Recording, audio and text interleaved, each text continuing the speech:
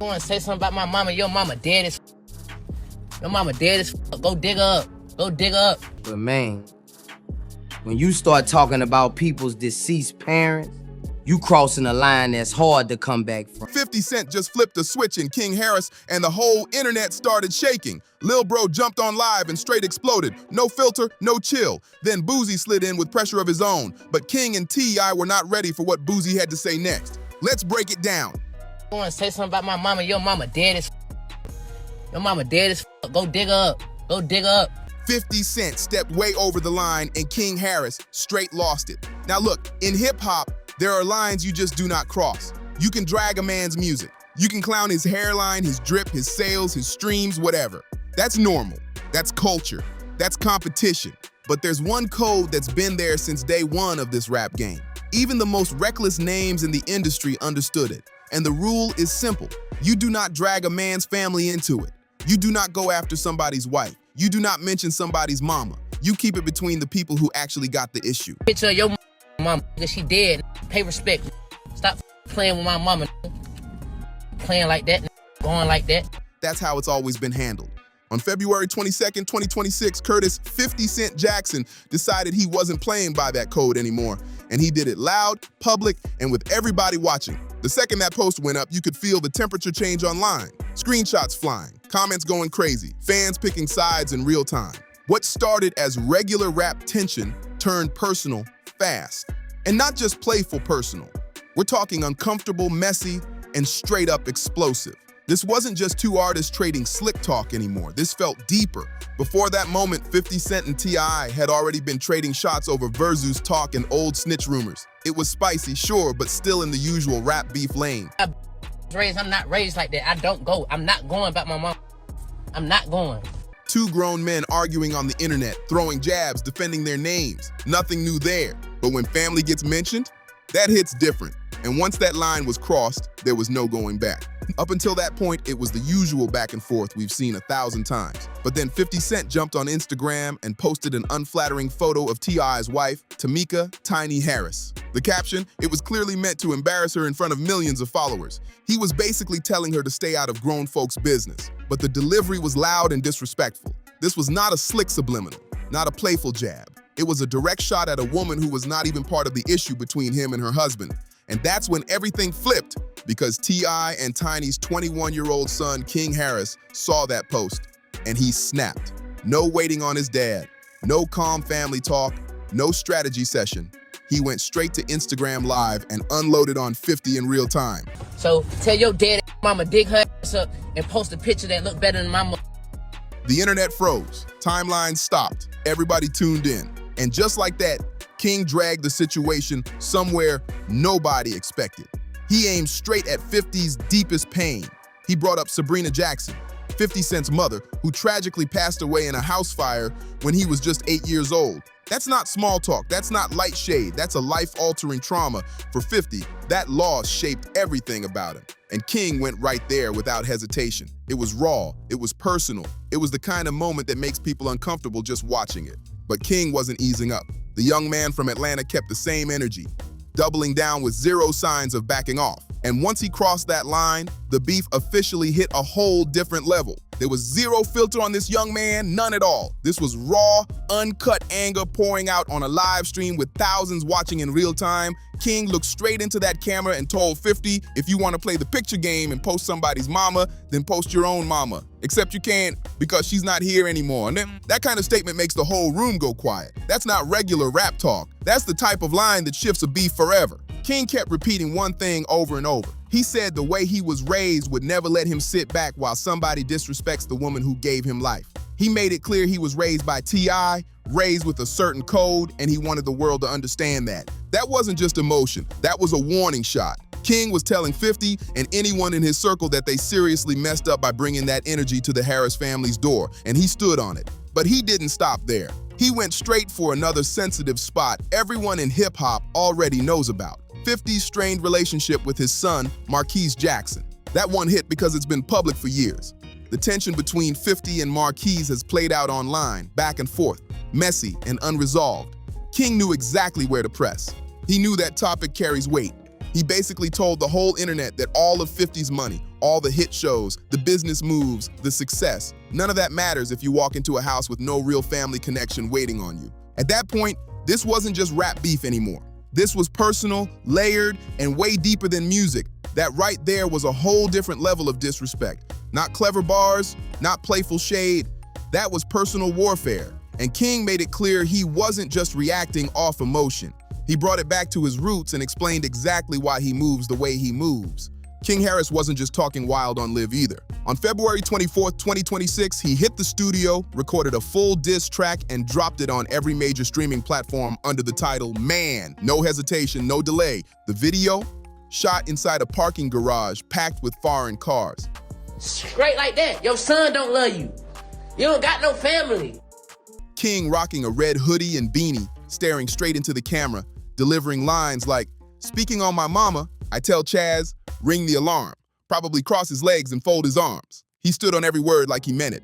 Then he took it even further. He reposted an old explicit photo of 50 Cent holding what looked like an adult toy and tagged it, "No AI," making it clear he believed it was real. That move sent timelines into chaos. Screenshots everywhere. Group chats blowing up. King went full scorched earth. No chill, no backing down, and the internet was locked in, watching every second unfold.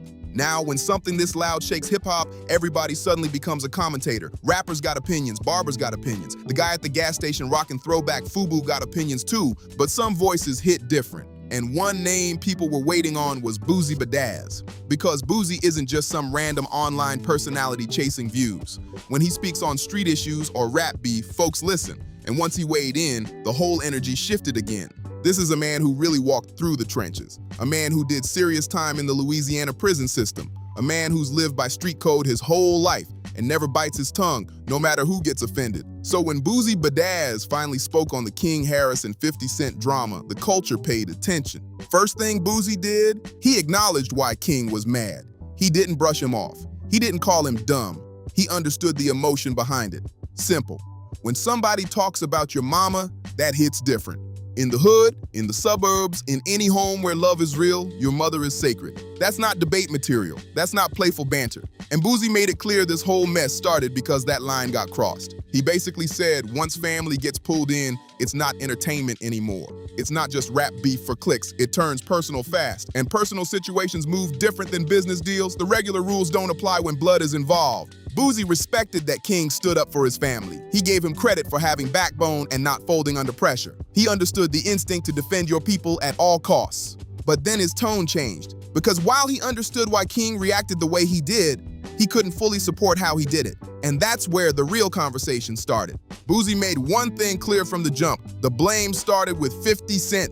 He said 50 lit the match by dragging Tamika Tiny Harris into a beef that had nothing to do with her. That was the spark. And Boosie kept it real about something everybody already knows. 50 has built a reputation off trolling. For over 20 years, he's played that role online. He did it with Ja Rule, with Rick Ross, with The Game, with Fat Joe, and now with T.I. and his family. That's the pattern. He pushes buttons until somebody reacts. Then he flips the reaction into content. That's the formula. But Boosie said King responded with a level of heat the internet wasn't ready for. Love. You rich, but you not loved. Money means nothing without no one to spend it with. Your son don't love. A whole different level. Those were his exact words. And this is coming from someone who has said some of the wildest, most unfiltered things in hip-hop himself. So for him to say that means something. King was standing up for his mama. He wanted it known that Tiny isn't somebody you get to clown for laughs or likes. He was protecting her name, loud and proud. But in doing that, Boosie felt King stepped into territory that was just too heavy, even for him. Boosie repeated King's words during his breakdown, and you could feel how serious it sounded. The room energy changed. It wasn't jokes anymore. It wasn't entertainment. It felt dark, thick, heavy. And then Boosie dropped the line that summed up the whole situation. He basically said there has always been a line in rap beef. Always. And once somebody brings up a deceased parent, you're not in regular rap territory anymore. You're somewhere handshakes and quick truces don't fix things that easy. Boosie didn't sugarcoat it. He said the damage done here, it's permanent. And he also pointed out the obvious mismatch in this whole situation. King jumped headfirst into a war of words with a man who's made a career out of tearing people apart online and walking away smiling. 50 doesn't even have to win in the classic rap sense. He just has to turn you into a meme. And he's been doing that since before King was even old enough to scroll social media. That's experience you can't ignore. But Boosie wasn't just talking about Instagram games. He was warning King about real-life consequences. He flat out said if King kept moving reckless, prison could be in his future. And he wasn't joking. That wasn't hype. That was a serious warning. He even compared it to his own son, Tootie Raw. Boosie said he already told his son's mama, and his son's grandma that reckless moves lead to locked doors, period. That's not internet talk. That's coming from someone who's actually done time and knows how fast things can spiral. Then the drama got even messier. Tootie Raw jumped into the situation himself, posting threats aimed straight at King Harris and telling him to stay in his lane. And King, he wasn't about to let that slide. He clapped back at Boosie directly, questioning his credibility and asking who gave him the authority to check anybody. Just like that, the beef grew another branch. Now Boosie's camp was tangled up in it too. And here's where it gets complicated. Boosie hasn't exactly been solid with T.I. behind the scenes either. In past interviews, he accused T.I. of cooperating with law enforcement to reduce charges, calling it what the streets call it. So now you've got layers of old tension mixing with fresh disrespect. This wasn't just one beef anymore. It turned into a web of egos, history, and pride all colliding at once. Boosie even said he had paperwork and everything. So when Boosie Badazz talks about this situation, he's not some neutral referee sitting on the sidelines. He's got his own tension with T.I. over those cooperation claims. There's history there, there's friction there. But even with that smoke, Boosie still said 50 Cent went too far by dragging family into it. That's what made his take hit different. He wasn't blindly picking sides. He was holding everybody accountable while still breaking down why each side reacted the way they did. That balance? That's rare. Now, if you're sitting back wondering how a simple Verzuz conversation turned into dead parent comments, explicit photos, and diss tracks filmed in parking garages, you're not alone. Because the road from let's do 20 songs versus 20 songs to full-blown chaos has been one of the wildest detours hip-hop has seen in years. And this didn't start yesterday. This tension goes back. Ever since Verzuz launched during the 2020 pandemic, T.I. has been pushing for a battle with 50 Cent. And it wasn't subtle. Tip was campaigning heavy. He wanted the G-Unit general, the New York heavyweight, the face behind Get Rich or Die Trying, to sit across from him and go hit for hit. Ty believed his catalog could stand tall, 11 studio albums deep, records like What You Know, Live Your Life, Swagger Like Us, Bring 'Em Out, Rubber Band Man, Big Things Poppin'. He felt confident, loud about it too.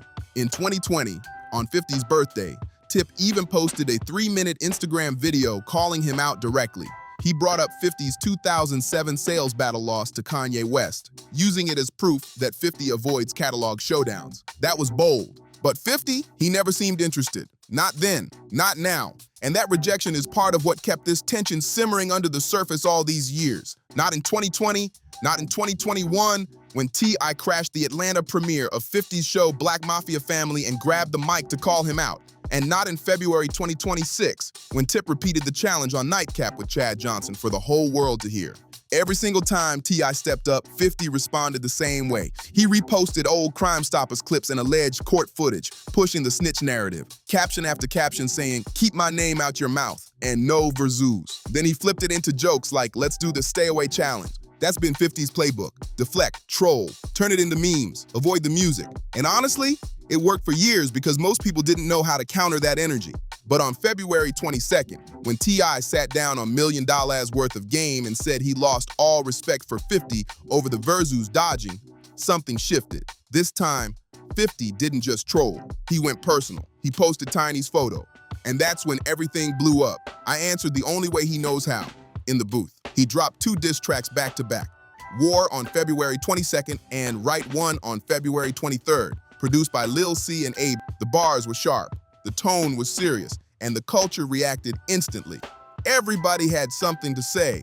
Charlemagne the God was one of the first to speak on it. He blamed 50, saying T.I. never started off disrespectful and that 50 went personal for no solid reason. He also said something a lot of people were already thinking. These two shouldn't even be beefing like this in the first place. Still, Charlemagne made it clear he understood why King reacted the way he did once his mama got dragged into it.